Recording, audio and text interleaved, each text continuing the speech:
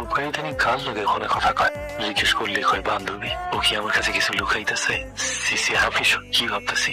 আমি রূপাকে সন্দেহ করতেছি। কয়েকটা দিন ধরেই দেখতেছি রূপা কেমন জানি হয়ে গেছে। হুটহাট আমার কথায় রাইগা যায়, আমার আগের মতো যত্ন করে না। কি হয়েছে ওর? রূপা, আপনি চলে আসছেন? কার লগে কথা বলতেছি? ওই যে আমার বান্ধবী শেলি।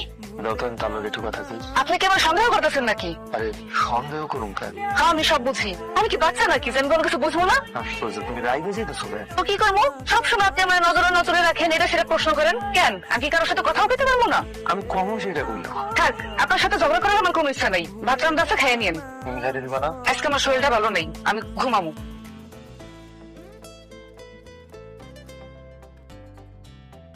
তুমি শেষমেশ আমার এমন করে ঠকাইলা রূপা, তুমি চইলাছ। আমি তোমার আটকাবো না, আমি তো কিছুদিন পরে এমনি মরে যাবো। তখন তোমার আমি কার কাছে রেখে যাইতাম? একদিক থেকে ভালোই হইলো, কিন্তু তুমি তো আমার একবার সব কথা মুখ ফুটে কইতে পারতা। এমনি কেন ঠকাইলা আমারে? আমার সে দম বন্ধ হয়ে আইতেছে, নিঃশ্বাস নিতে কষ্ট হইতেছে। তোমার অন্য কারোর সাথে আমি সহ্য করতে পারতাছি না। যে মানুষটার জন্য আমি আমার সর্বস্ব বিসর্জন দিলাম, সে আমার এমন করে আঘাত দেবো আমি কোনোদিন ভাবতে পারি নাই। আমার অনেক কষ্ট হইতেছে রূপা, তুমি একটা বার আমার কথা ভাবলা না?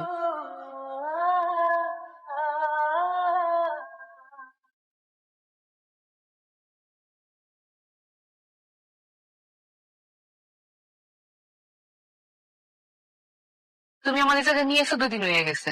বিয়ে করবো করবো করে তুমি অনেক আরো বিয়ে করতেছো না, তো মার্কেট করে দিবা। এক কাপড় আমি আর কতক্ষণ থাকবো? আরে তোমার কি এক কাপড়ে বেশিক্ষণ থাকা লাগবে? আমার অ্যাকাউন্টটা একটু লক হয়ে গেছে, এর লেগে ব্যাংক থেকে টাকা তুলতে পারতেছি না, তোমার শপিং ও নিতে পারতেছি না। আর বিয়া সেটা তো করবেই।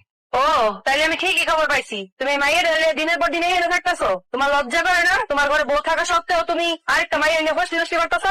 এই তুমি বিবাহিত? ও বিবাহিত না শুধু, ওর ঘরে 2 বছর একটা বাচ্চাও আছে। ও দুনিয়ার মানুষের থেকে দাঁড় দেনা করে আমার একলা খাওয়াই রেখা বানাইছে। ছি ছি ছি, তুই এত খারাপ। আর আমি তোমার জন্য আমার সাজানো সংসার ছাইরাইছি, আমার ফেরস্তা কত স্বামীরা ছাইরাইছি। হায় আল্লাহ, এটা আমি কি করছি, কেন করছি? আমি সত্যি অমানুষ, আমি সত্যি বেমান।